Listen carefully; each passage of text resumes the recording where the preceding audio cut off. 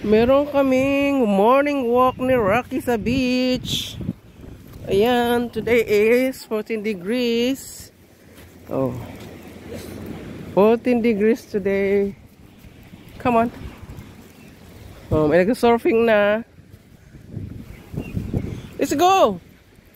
We go home because we already did the rounds. May mga nag-surfing. Oh, what? Ayaw niya dito. You don't want it here? Okay, we go up. Ayaw niya dito sa beach. Pero may mga nagsasurfing na. Yun. Dahil yun, layo na nung isa. Wait lang. Oh, tumba. Ayun oh. May mga nagsasurfing. Ay! Oh. Kabilingan ng telepono na may 100% ang ano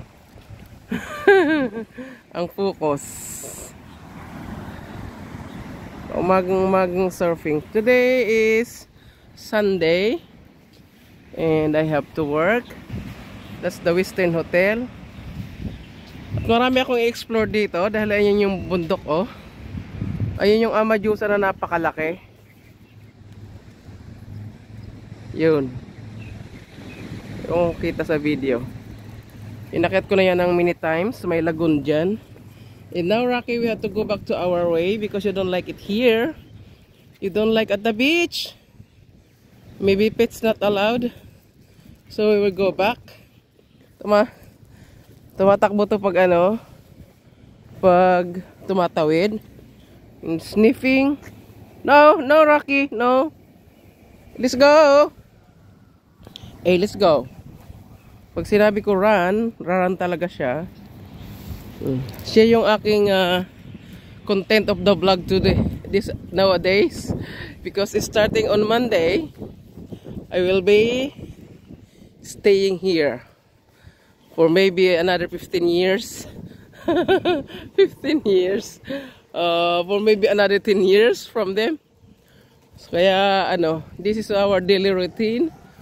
Morning. Natakot siya. Morning walk.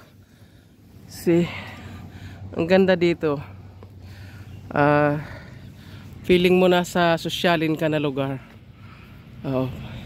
Feels like you're in Europe. So yung Europe trip ko bumagsak sa Haksa. Haksa Beach. Haksa means itim. Haksa, sand, sa is sand. Haksa, black sand. Kasi maitim yung ano dito, yung maitim yung buhangin ng beach. So hak means black, sa is sand. Haksa. So guys, that's only my update since hindi ako makaano. Maganda pa talaga dito sa paglakad at yung poops niya hindi ko na kailangan dakutin. Oh, naka ano na yan. 3 poops na siya. Pinakain ko muna siya bago bumaba. Ang laki-laki niyang aso pero ang tae niya ang liit. Maliliit na mahaba, parang sausage. Yun. So sana guys, kailangan kong mag-change ng connection kasi ito nawawala dito. Minsan nagcha-China, nag-roaming. So kailangan ko magpalit ng network. But I have to wait for my working permit kasi hinahanap nila yon. So maybe another month kasi sa Monday pa lang ipo-process yung aking sa Monday pa lang ako magbibigay ng requirements. So thanks God because it only took me 10 days to find a new job. At I'm so happy because hindi pa ako nag-start, ma-increase na ako na 300 pataka, o di ba? I've been so lucky to find this family. 3 person in the house, 1 dog, 1 cat. O di ba? Saan ka pa? With your own room. Ay, I'm tired of staying out. Nakakapagod yung alam nyo ba yung yung roommate ko, my God, ang rice cooker niya nasa uluhan ko. Ay, pero ngayon, ano, sarili ko yung room and I can breathe freely because the house is surrounded of windows and big doors. O di ba napapa-English? Because I have to speak English kasi my tongue is getting twisted now for 7 months na ano. And now I have a proper grammar because my employer is not, he's a Macanese. Half Chinese, half Portuguese. Kaya ang English niya ay English American. So dyan guys, dito mayroong park na i-explore ko yan one day.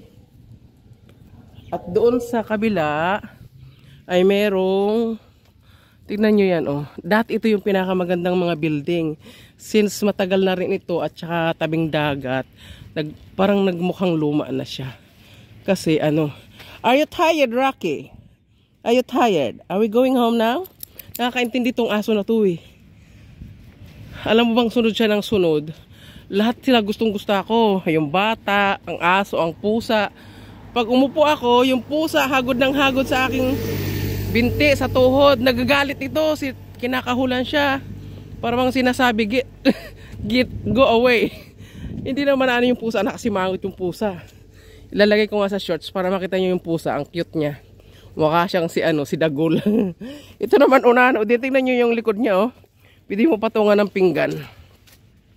So, dito sa kabila, yan, may ano dito eh, may, ano to, public swimming pool. O, nangangati sa tali niya. Tingnan to guys na ano dito.